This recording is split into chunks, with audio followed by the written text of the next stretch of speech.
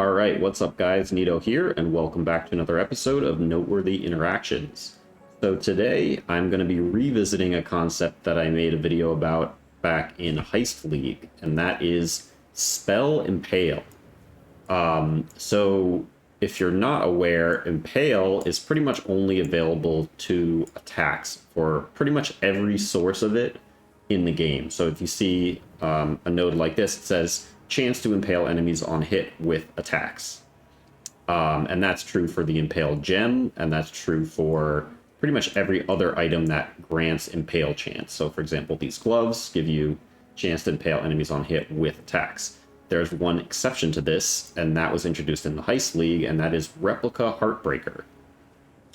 So you can dual wield these. They have 20% chance to impale on spell hit, and they also grant 20% impale effect. So I'm currently wearing two of them. So if you watched the previous video I did on this subject, I kind of came to the conclusion that because you can't actually use the impale support, and because there's no way to actually get 100% chance to impale, it's kind of pointless to really invest into spell impale, especially because the Replica Heartbreaker is kind of competing with cold iron points for most builds, which are which are going to go pure fizz spells. Like if you're doing that, you're probably better off just using a cold iron point most of the time. There is one other exception, and that is certain alternate quality gems like Divergent Blade Blast, or I believe Divergent Ethereal Knives, and I think the only other one is going to be Bear Trap. They all have chance to impale on spell hit as a quality effect. So some of the alternate qualities can get a little bit of extra impale chance, but it, like as you can see here, it's only 10%, right? So even with some additional quality scaling, it's still really hard to hit 100% impale chance for a spell. You would really have to have like very perfect gear that has you'd have to be using enhanced support, things like that, and you'd need additional levels on the enhance and all kinds of stuff like that. It's not really worth going for 100% impale spell hit just through the quality effect. So the reason I decided to revisit it this league is because they actually added a brand new source of spell impale that I think a lot of people have completely overlooked. So if we look here at the Physical Mastery, you can see that it grants 20% chance to impale enemies on hit. And notice that it doesn't specify on attack hit, which means that this can work for both attacks and spells. So I think that flew under the radar for most people. It's just a very subtle lack of a single word there, but it actually does work for spells. I've confirmed this. So between the 20% chance from the Physical Mastery, 20% chance on each of the weapons, you can now get up to 60% chance for any spell, and then even higher with, something like a Divergent Blade Blast. So you could actually get this up to, I believe, around 95% chance with the right chest piece that has additional levels for socketed support gems. And if I was using enhance, like you could get it up almost to 100%. I think it's still not quite possible to hit 100%. There might be a way to do it with like certain double corrupt mods or something like that, but it's not really worth investing that much into it just for like 5% extra chance to impale, right? So even so though, like currently on my build, I have a 70% chance to impale, which in addition to the extra impale effect on the Heartbreakers, the extra life you get, the extra spell damage, crit chance, it can actually now kind of compete with Cold Iron Point for some builds. In some cases, Cold Iron Point is still just going to be flat out better, because Cold Iron Point is +3 levels to all physical spells. And that's going to include like auras and stuff. So you'll get, extra pride effect, stuff like that.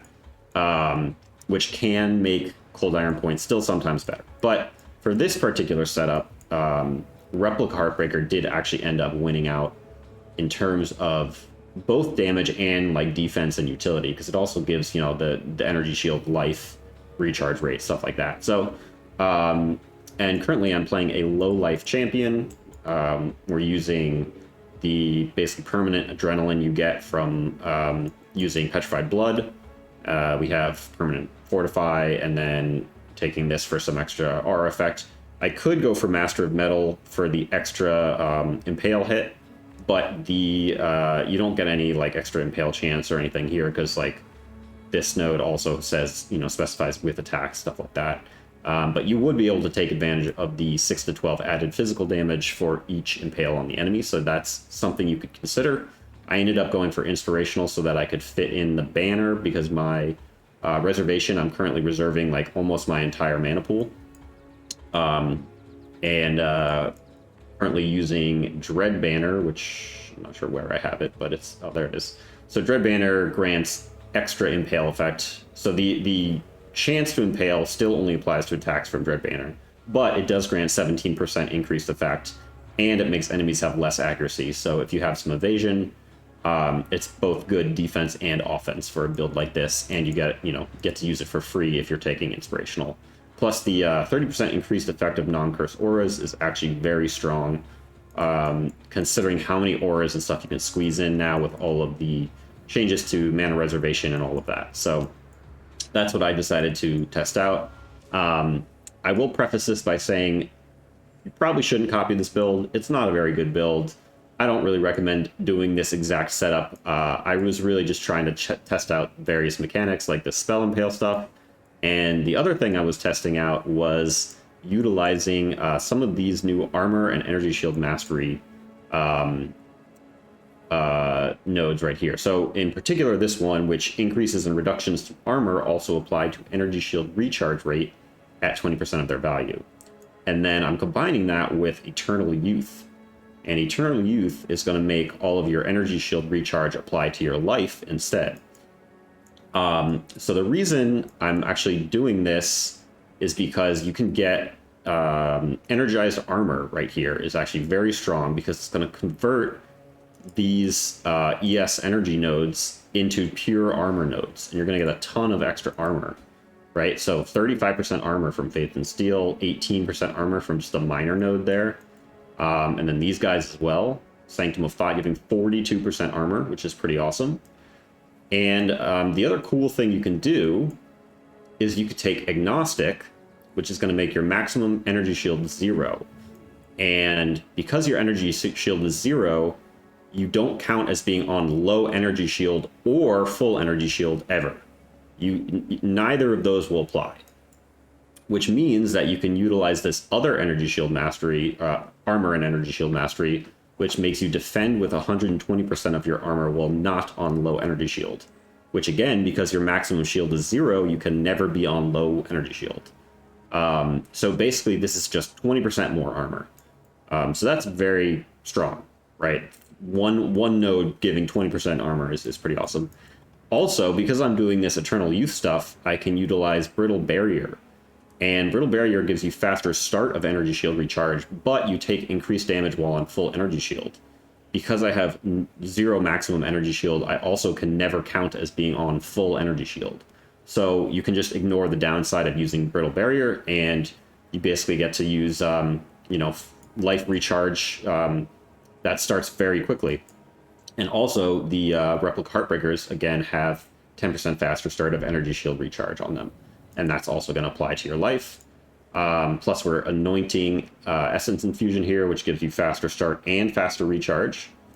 And then, all of the increases to armor that you're getting over here, or from, a Champion Ascendancy has some on like the minor nodes and stuff like that. And you get a little bit on the tree over here. All of that is going to be converted into faster life recharge rate, basically. So you actually recharge life very quickly, and your recharge will start less. I think it's like currently around like 1.2 seconds after not taking damage for this setup.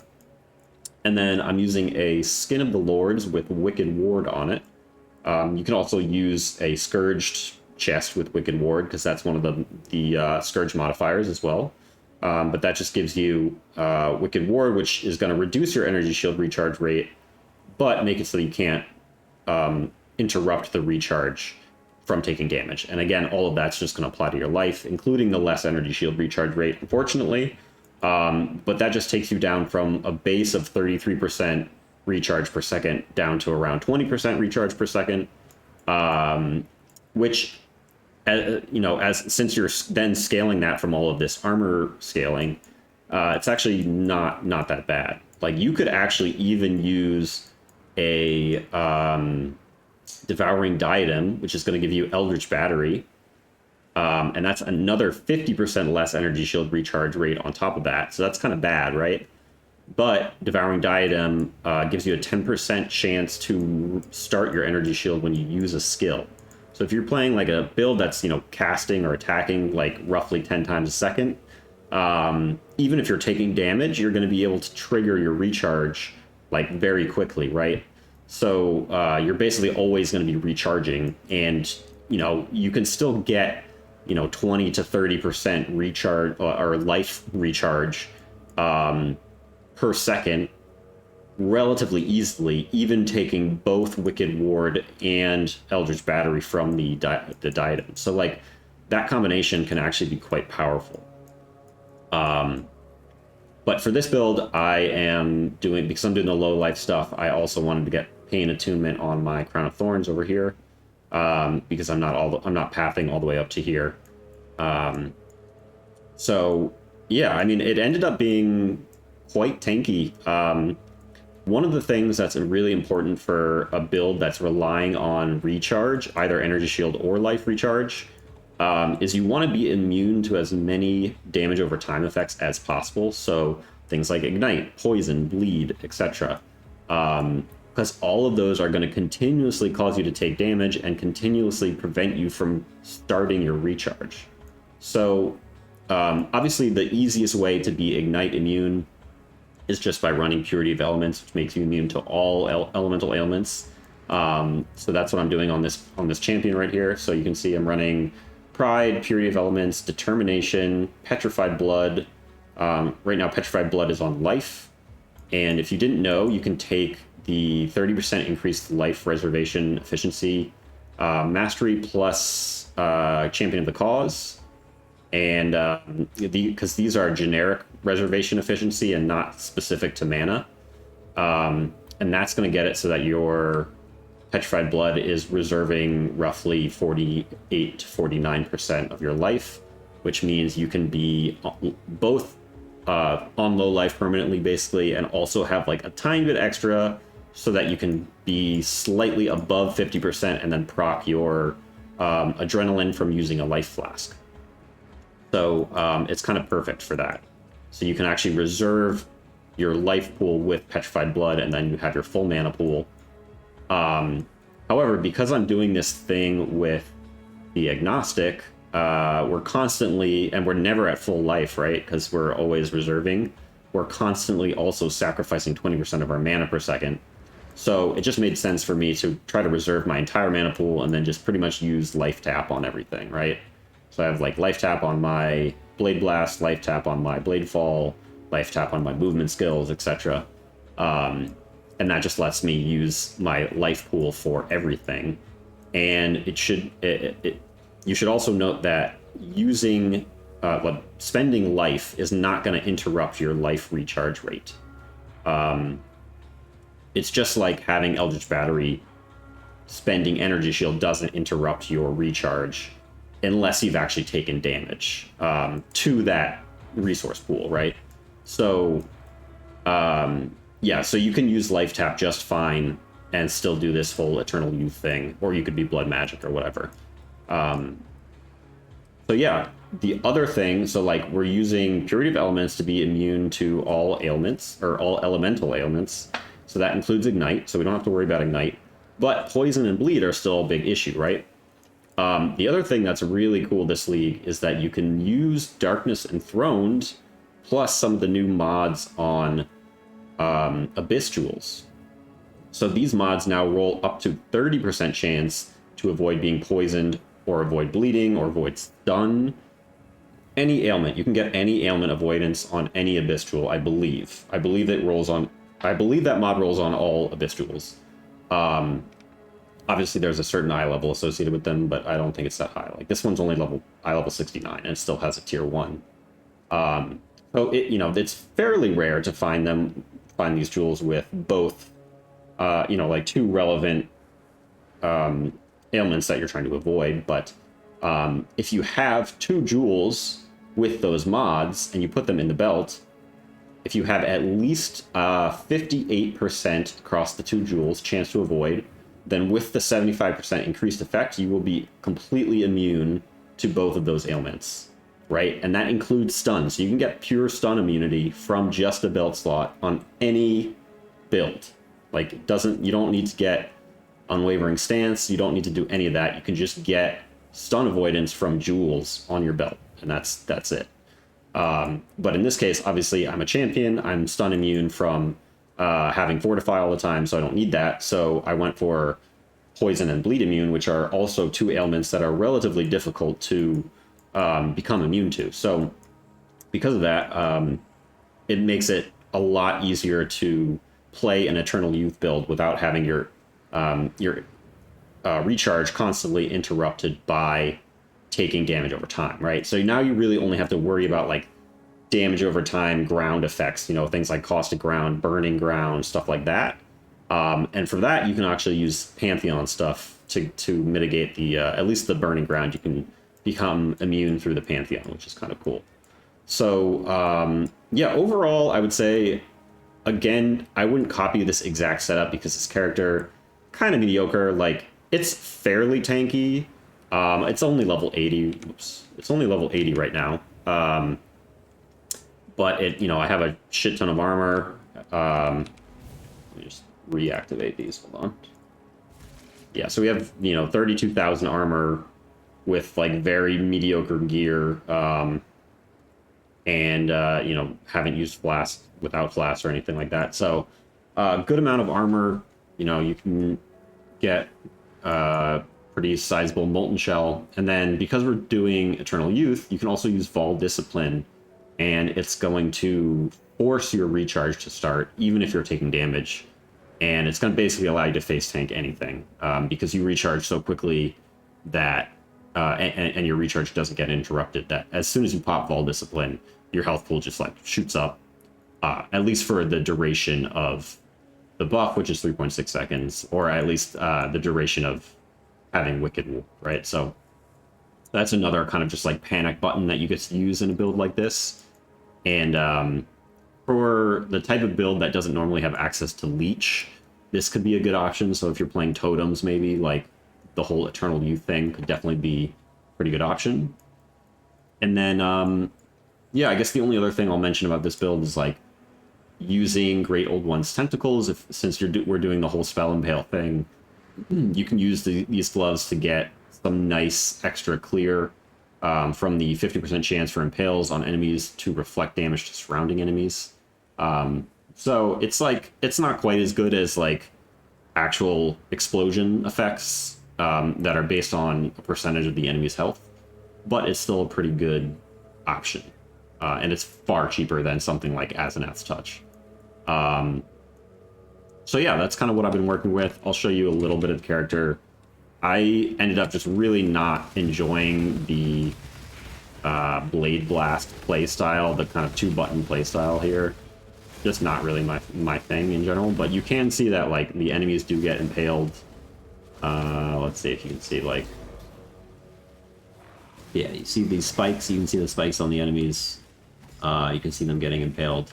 And then the other option you can do in a build like this is actually, because the Impale from spells is now no longer required that you use the Heartbreaker weapon, Replica Heartbreaker, you could actually just take the 20% chance to Impale from the Mastery and then use double Cold Iron Point or whatever weapon you want, and then use the Impaler Keystone, right? So the Impaler Keystone is going to inflict 4 additional impales every time you impale, but you're not going to be able to apply extra impales for the next 4 seconds, right? So because you're only going to have 20% chance to impale anyways from the mastery, it could still be a good option. And plus, the Impaler also spreads your impales to all enemies.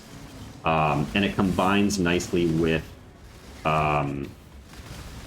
some of the Impale masteries. So, like, for example, I'm taking this Impale cluster just for the Impale effect, really. Like, this is 11% Impale effect, and then you can get an extra 20% chance, or sorry, 20% increased effective impales you inflict on non-impaled enemies. So with the Impaler, when you're impaling enemies, they're always going to be non-impaled, right? So you're always getting that bonus impale effect, which is kind of nice. So, like, just taking this one cluster plus Impaler is, like, already 31% impale effect times 5, because you get 4 additional impales, right? And each impale, if you don't know already, the way Impale works, it takes 10% of the physical damage of the hit, and it basically snapshots it, and it applies that 10% to each additional hit for the next 5 hits, right? So you get 50%, overall, you get 50% more damage, essentially, from just having this times 5. So it's really 250%, but it's only for the next 5 hits, right? So, like, ideally you want to make sure it's a big...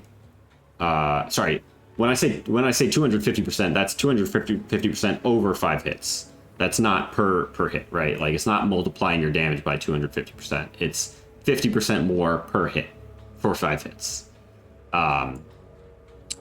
which is quite a lot, and that gets scaled by the Impale effect. So it is actually quite a lot of damage, and you know, a lot of builds that are playing pure Fizz spells are probably doing, like, some, I don't know, some crit stuff up here. Maybe you're assassin, maybe you're an inquisitor or something like that. So you probably wouldn't be pathing all the way down here anyways. But what you could do is you could path to, like, where is it? The Physical Mastery over here from Master of Blades. If you're an assassin, you could path there. You could grab the Impale chance, and then you can get Impaler on either a Skin of the Lords, or I believe you can get it as a Scourge mod as well. So, like, you could probably squeeze that in and just have, like, you know, for the cost of one cluster, like, let's say you're playing a pure Fizz Trapper, right? Like, that's a very popular build this league. You could just take this one cluster, get the 20% Impale chance, and then get Impaler Keystone on your gear somewhere, and there you go. That's a huge damage boost already, right? So yeah, I think there's quite a lot of interesting things you can do with it. I don't think it's quite to the point yet where, like, I want to be playing Impale spells on every build. Like, it just doesn't fully work yet, because, again, you know, the Impale support still doesn't support Impale spells, so you still can't easily get to 100% chance. But, you know, there's more options now, especially because you're not confined to using this weapon. So, like, you can still use the Old Iron Point. So, like, you can see here, here's my life recharge. And, like, if I'm sitting here and I pop my ball skill, my life just shoots up, and now I'm, like, tanking the wind there. And then, like, yeah, it takes about, like, 1.3 or something seconds for the recharge to start. I could invest a lot further than that. I don't have any faster recharge on gear, but, like, that's something you can get on a lot of different gear pieces now. So it's kind of a cool interaction, kind of a cool play style. Opens up some potential builds. Yeah, I mean, I'm excited to see what you guys do with it. But yeah, that's again, I wouldn't necessarily recommend this exact character. I'll post a POV for it anyways, just so you can check it out. And yeah, thanks for watching. And once again, I will just shout out our Discord.